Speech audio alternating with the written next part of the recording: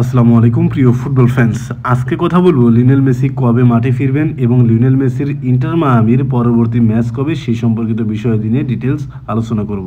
Match timing নিয়ে যদি কথাবার্তা বলি তাহলে দেখা যায় ইন্টার মায়ামির পরবর্তী ম্যাচ হচ্ছে মিনেসোটার বিপক্ষে, আর এই ম্যাচটি অনুষ্ঠিত হবে মে মাসের 11 তারিখ রাত 2:30 অর্থাৎ 10 তারিখ দিবাগত রাতে এই ম্যাচটি কিন্তু অনুষ্ঠিত হবে। আর ইন্টার মিলানের কোচ হ্যাভিয়ের মাসচেরানোর ভাষ্য মতে লিওনেল মেসি এই ম্যাচে কিন্তু স্টার্ট করবেন।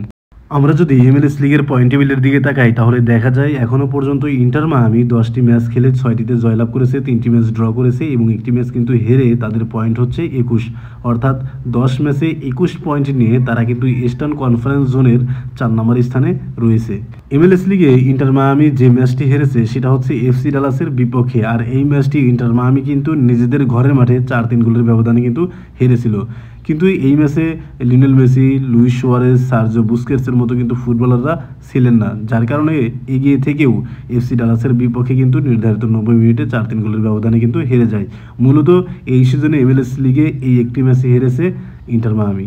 আমরা যদি কনকাকাফ চ্যাম্পিয়ন কাপের সেমিফাইনালের দিকে চলে যাই তাহলে দেখা যায় ইন্টার মায়ামি কিন্তু ভাঙ্কুভারের বিপক্ষে ফার্স্ট লেগ এবং সেকেন্ড লেগ অর্থাৎ উভয় লেগে কিন্তু হেরেছিল, আর 5-1 গোলের এগ্রিগেটে থেকে ভাঙ্কুভার কিন্তু পরবর্তী রাউন্ড নিশ্চিত করে, অর্থাৎ তারা কিন্তু ফাইনালে চলে যায়। মূলত ইন্টার মায়ামি কিন্তু এই দুইটা ম্যাচ টানা হেরেছে, তার পরের ম্যাচটি কিন্তু FC ডালাসের বিপক্ষে কিন্তু হেরেছে। মূলত লিওনেল মেসি কিছুটা অফ ফর্মে থাকার কারণে ভাঙ্কুভারের বিপক্ষে ফার্স্ট লেগ এবং সেকেন্ড লেগের দুটিতেই কিন্তু হেরেছিল এবং কনকাকাফ চ্যাম্পিয়ন কাপ থেকে তারা ছিটকে গিয়েছে। তারপর ইন্টার মায়ামি কিন্তু নিউ ইয়র্ক রেড বুলসের বিপক্ষে বিশাল ব্যবধানে কিন্তু জয়লাভ করে এবং সেই ম্যাচে লিওনেল মেসি কিন্তু একটি গোলও করেছিলেন।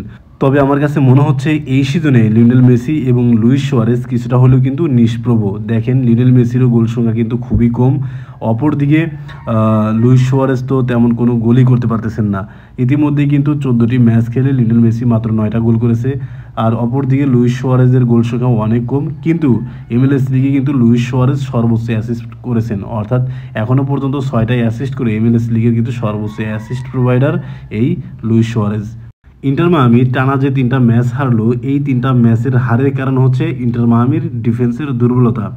প্রতিপক্ষের খেলোয়াড়রা কিন্তু যখনই অ্যাটাক করে তখনই কিন্তু ইন্টার মায়ামির ডিফেন্ডাররা কেন যেন ফাঁকা হয়ে যায়, স্পেস পেয়ে যায় প্রতিপক্ষের খেলোয়াড়রা, যার কারণে কিন্তু একের পর এক গোল হজম করে ইন্টার মায়ামি এবং সর্বশেষ 3 ম্যাচে কিন্তু আমরা সেটা দেখেছি। হ্যাভিয়ের মাসচেরানো যদি এই সমস্যার সমাধানটা না করতে পারেন তাহলে কিন্তু MLS লিগেও তাদের যে অবস্থান সেটা কিন্তু ভালো অবস্থানে থাকবে না। আর সামনে কিন্তু ক্লাব বিশ্বকাপে কিন্তু বড় বড় টিম খেলবে, সেই কথা মাথায় রেখে অবশ্যই কিন্তু যতটা সময় আছে এই সময়ের মধ্যেই ইন্টার মায়ামির উচিত হবে ডিফেন্স লাইন ঠিক করা, যাতে করে লজ্জার মুখে না পড়তে হয়।